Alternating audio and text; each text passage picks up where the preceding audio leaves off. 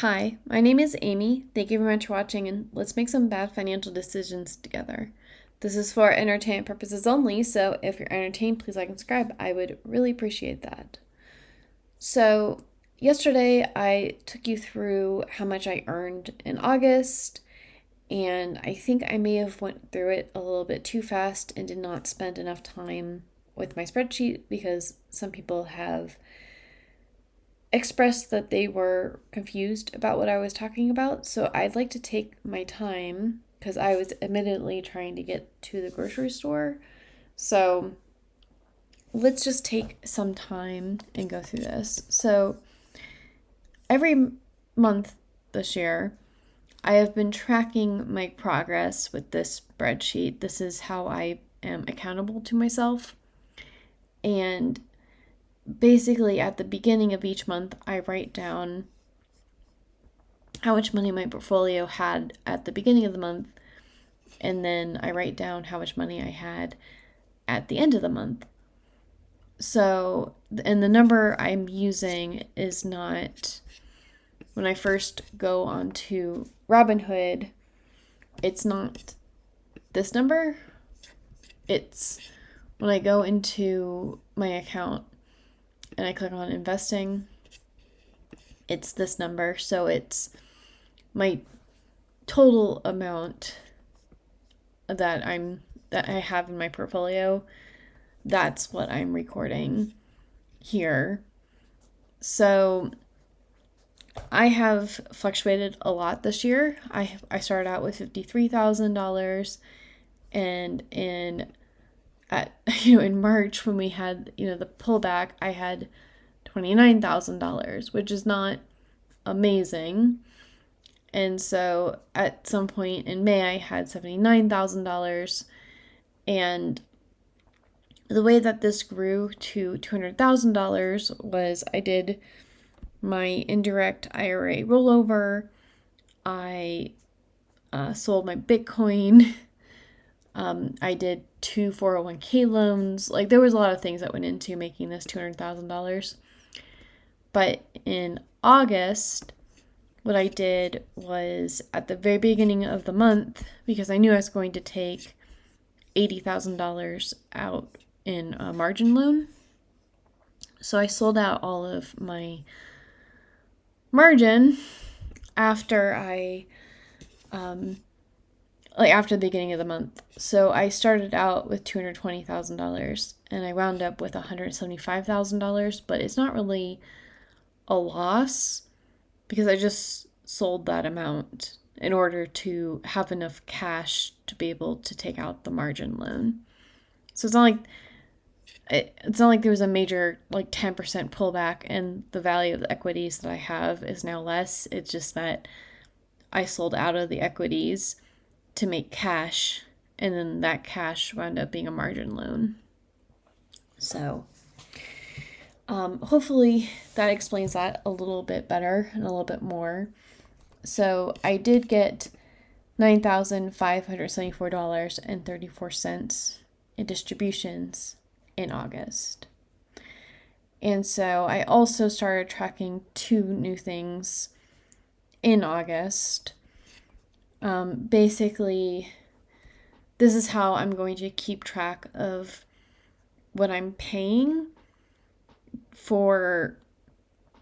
I want to keep my checking account, that value, at $6,000 every week on Friday, right before I get my distributions.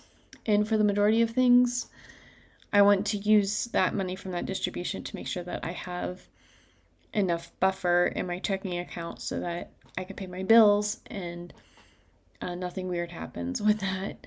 But I'm also adding an amount so that every week I can add and then pay off my credit card and my personal loan more aggressively than just the minimum amount. And then, because around 1/3 of my portfolio right now is in ULTY, and a lot of people are very hyper-focused on how their ULTY is doing, I'm going to start tracking how much I've been paid back, like how quickly I'm getting my ROI, and what's my total return. So I have 10,397 shares right now. My average price was $5.82, which means that the amount of capital I put in here was $60,000. Oh, $60,515.34. So if the current price is $5.68, with the $5.82 plus 19 cents, which has been the 2 weeks that I've been in here, my total is $5.87.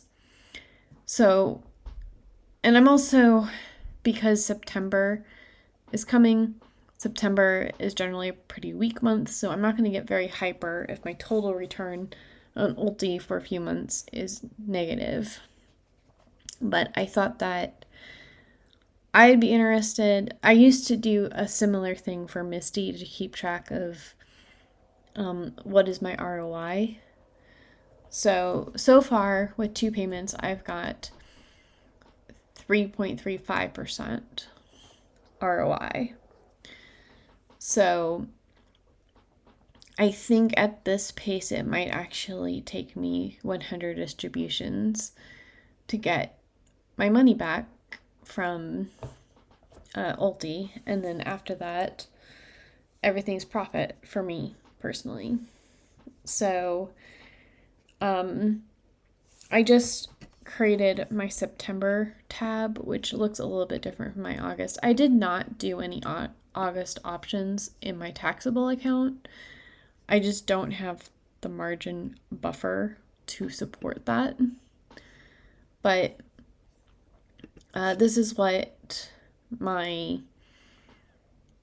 portfolio is going to look like for Group A or Week 1. We'll have MST, ULTY, GLDY, SLTY, XBTY, and PLTW. And that repeats every week, and I've just totaled that with what the groups have, which I only have Group B and Group D, and then now I have my 1 monthly pair, which is BITY. So what I was saying about my projections, though, was when I go to the advanced view and I look at my portfolio, then I put in the amount of shares and it automatically generated the distribution rate per share. So I was just saying, like, it's hard to budget when it's such a variable amount that you could be earning or not. So what I'm taking what I earned in the previous month to budget what I should be taking out this month, and then I'll just record what my distributions are for this month and then use September to figure out my budget for October. So it would be nice if I actually got $15,000, but I rather doubt it.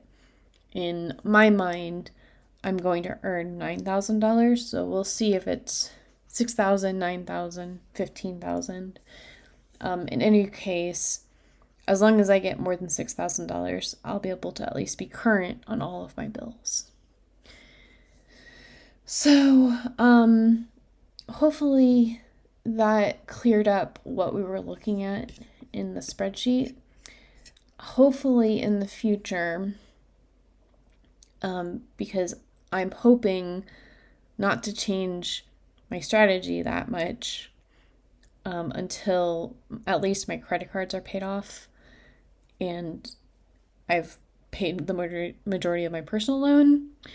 I just want to keep doing what I've set up as my system for my taxable account, which is still going to be fairly aggressive, but I just like to challenge myself to actually stick to a plan for more than just like 3 days.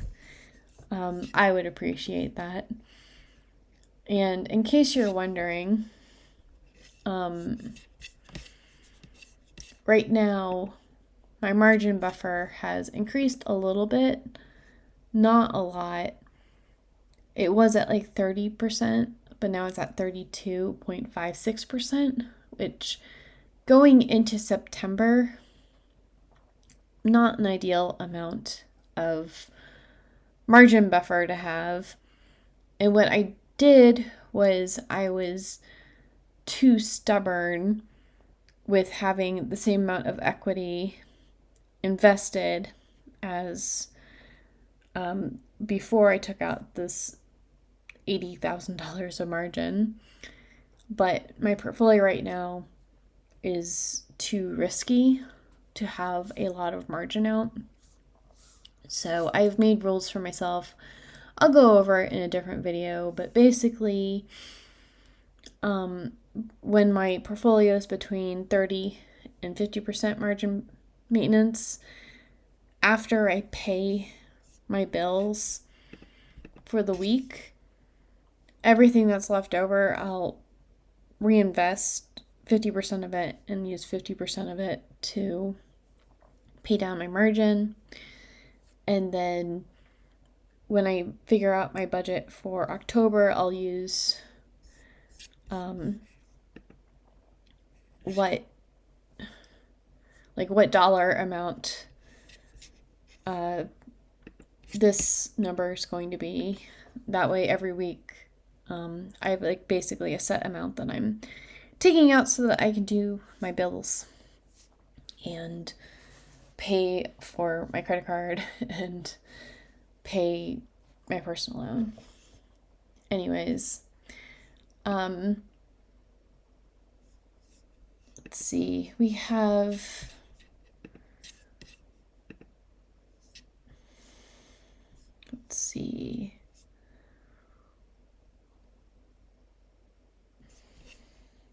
This is the wrong channel. That's why I can't find anything. Let's go to bad financial decisions.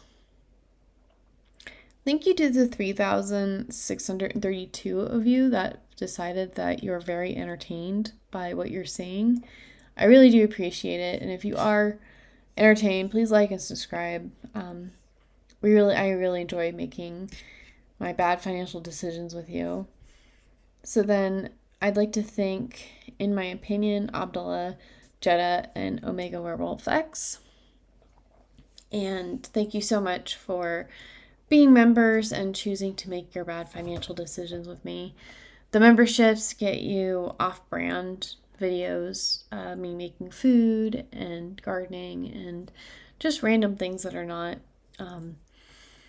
necessarily related to personal finance.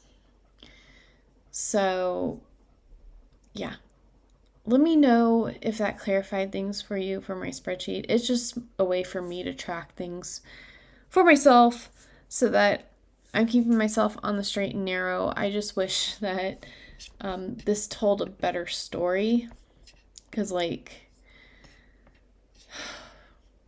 some months I've made like 330% dividend yield or distribution yield.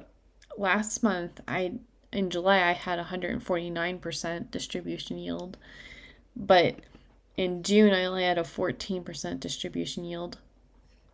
So I want it to normalize. I'm hoping for it to be around an 80% distribution yield for now.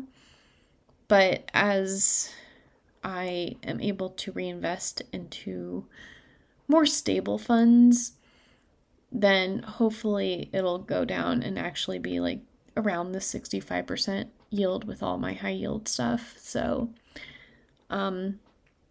we have goals. I'm not sure if my ending balance will be higher or lower at the end of September, because September is usually kind of a trash month for the price of things going down. But it is a great month to buy. So in the stock market, when the price of your stocks go down, it's just, if you have conviction of what you're in, it really just means that it's a good buying opportunity. if the stock is cheaper than it has been.